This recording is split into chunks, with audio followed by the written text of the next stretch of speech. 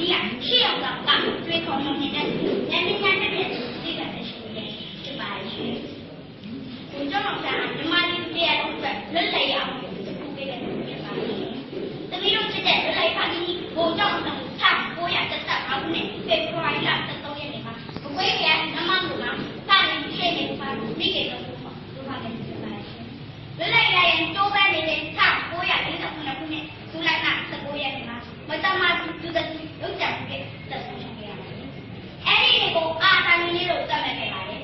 သမီးတို့ကလေးတွေဟာရိုးရိုးသားသားနဲ့ပညာကိုစူးစမ်းနေပြီးဘုံကြောင့်တဲ့တိုက်ပြပေါ်သစ္စာရှိရဲ့ချစ်ခင်အိုးတို့ဆိုမျက်နှာမချင်အောင်ဝင်ပြရမှာဖြစ်ပါတယ်သူချတဲ့စကား2015ခုနှစ်ဖေဖော်ဝါရီလ13ရက်နေ့ကဘုံကြောင့်တဲ့နှစ်တရာပြည့်ဝင်းနေဖြစ်ပါတယ်တိုင်းပြည်ပေါ်ချစ်ခင်တဲ့လို့တဲ့ဘုံကြောင့်သမီးတို့ကလေးများနဲနဲ့တတိယနေရာအတွက်ဘုံကြောင့်တဲ့ဝင်းနေဖေဖော်ဝါရီလ13ရက်မြန်မာနိုင်ငံကလေးများတွေကိုသတ်မှတ်ခဲ့ပါတယ်ဒါကြောင့်မြန်မာနိုင်ငံကလေးများတွေကိုကွန်ပျူတာနဲ့အောင်တန်းလာကြတယ်အောင်တန်းသာနိပေပရိုက်စနောပါဘုံကြောင့်ဝင်းနေပါ1915ရှေ့နေဥပါကဇာတိနမဘွေပြိုင်တိကျနောက်ထပ်ကျန်တဲ့မှာနဲ့ဇာတိဘွားမိခင်တော်စုသား1940ခုပြောင်းဆက်တဲ့ဘယ်လိုညရည်တို့လိုဘဝင်တို့ဇူလိုင်